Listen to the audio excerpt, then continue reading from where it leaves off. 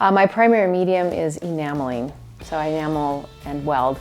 I was taking a class at Boise State University during my master's degree with John Kilmaster, and he wheeled in a kiln one day in that painting class, and I couldn't keep my eyes off of what he was doing, and it just enamored me. It was like magic, and I had begged him to teach me how to do one piece, and that absolutely changed the whole course of my life. The enameling, just the idea of being able to do forms in glass, I was like, wow, that's gonna blow me out of the water. I mean, doing flat panel work was really exciting, but I've always done like ceramics, I've always done weaving, 3D stuff. I was always really wanting to make things with my hands, and I don't know, I just had a natural rapport with copper. The working the metal just seemed really intrinsic to me, just seemed like a natural fit, and I just thought it was the most beautiful thing to see it under, to melt the metal and move it. It was like liquid gold under the mask. It was just, I could move it wherever I wanted. It was just so exciting to see that I could create these three-dimensional forms and then put glass on them, fuse glass to it. I don't know why I have to be a maker. And I ask myself that question often because I don't understand why I have to make objects. It doesn't literally make sense to me. Why would I want to be, what is it about this that I can't get enough of? Because it's such a hard business to be in, and it's just so hard to make a living at it that I could do a lot of other things.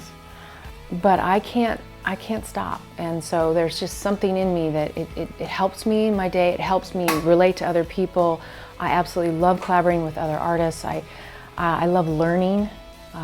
Never gonna get tired of trying something new and exploring and being, just always moving forward, and so I don't know what it is. I've asked myself that. It's a great question.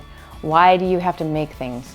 Barbacoa was a big change for me. I'd never made anything public before where I could influence or see the response really in such a grand way. And so when we opened Barbacoa and I did the Medusa sculpture, I kind of just sat in the back and just kind of wanted to see the response, negative or positive. And I think that's a big part of making art is just having people ask the question and creating conversation, and maybe also helping people, inspiring people to do something new or try something new. I really, if I could leave something behind when I die, I would really hope that I leave the legacy that I helped people, especially kids. I'm always excited to see what's next. This medium is so exciting because it's never the same for me. I get excited by what other things I can try or push the envelope with. I don't know the end result. I just know that I'm going somewhere, and where it's going to take me is the exciting part. I don't know. I mean, I have an idea in my head, but then it could go anywhere, and I think that's what gets me up. And there's just not going to be enough.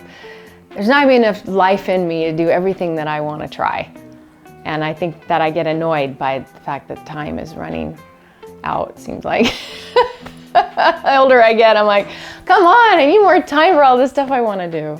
I mean, you have to make your space comfortable for you to be creative in, and you also have to make it organized so that you're efficient. For me, I'm efficiency. I like to know where those tools are and go back and get them.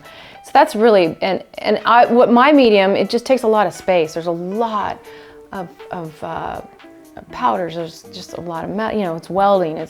So I need a lot of room. I mean, I started out I've had all sorts of different studios, from porches to dirt floor garages to, I'll work in anything. I'll make it happen. Like right now, I'm working at my house and working in my one-car garage, which I never thought I'd be doing again after owning a building downtown.